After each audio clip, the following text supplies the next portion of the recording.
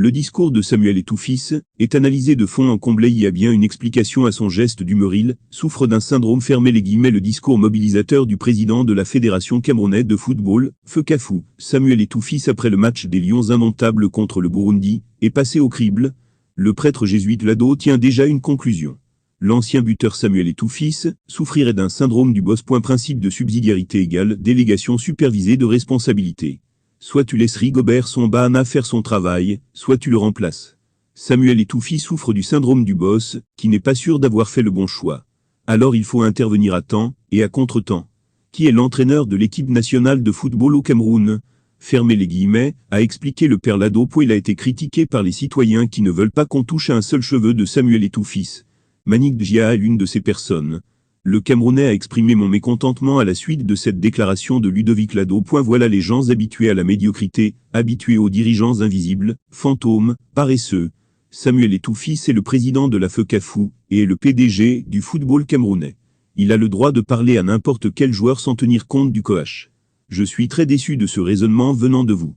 Mon cher, habituez-vous aux travailleurs. La déclaration de Samuel Eto'o-Fils, qui pose problème. Moi je ne suis pas content. Vous représentez l'équipe nationale du Cameroun. Je m'en fous de qui est en face, vous devez faire le job. J'ai pleuré pendant plusieurs années, parce que je manquais mes coupes du monde, mais je sais quel problème j'avais, et pourquoi je l'ai raté. Cela ne va pas se passer tant que je suis président. J'ai pris cette présidence pour changer les choses. Et les places seront chères, je vous le dis, personne n'a sa place assurée dans cette équipe. Vous devez faire votre job. Celui qui veut venir porter le maillot du Cameroun, il fait son job quand il est dans cette équipe. Sinon il ne vient pas, et je serai content.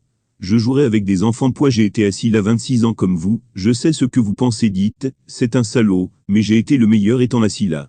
Et je sais pourquoi j'ai raté, et aujourd'hui je suis le président.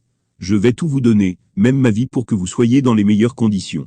Et je bagarre avec tout le monde pour vous mettre dans les meilleures conditions. Vous êtes assis là, vous ne savez pas quelle bagarre je mène derrière. Mais quand on vient, c'est le Cameroun les gars. Le Cameroun pour moi, il n'y a rien de plus beau. Je donnerai ma vie pour le Cameroun. J'ai une très grande estime pour mon pays. Et je vais arriver là où je vais. Avec vous ou sans vous. Si vous voulez être dans ce voyage, vous devez vous bouger les gars. Parce que pour cette Coupe du Monde, ne soyez pas sûr que vous serez dans cette liste. Si c'est ce que j'ai vu aujourd'hui, vous ne serez pas dans cette liste. J'ai besoin de plus, de beaucoup plus. Parce que moi je rêve de gagner cette Coupe du Monde. Tous les problèmes que j'ai connus comme joueur ne vont pas se répéter. Et mon premier choix, c'est d'abord un groupe humainement bon. Mon groupe doit être heureux de vivre ensemble. Dès que ce sera le cas, on va gagner les gars. Celui qui veut venir ici, c'est selon les règles de la